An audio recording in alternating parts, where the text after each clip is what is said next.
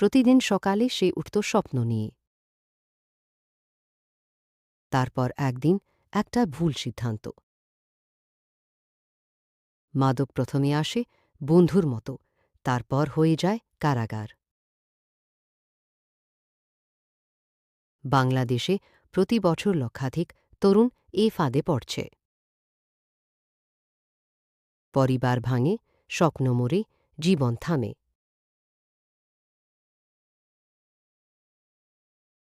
কিন্তু থামাটাই শেষ কথা নয়। প্রতিটি আসক্তির পিছনে আছে একটা ব্যথা, যেটা দরকার চিকিৎসা, ঘৃণা নয়। সাহায্য করুন, কথা বলুন, ফিরিয়ে আনুন।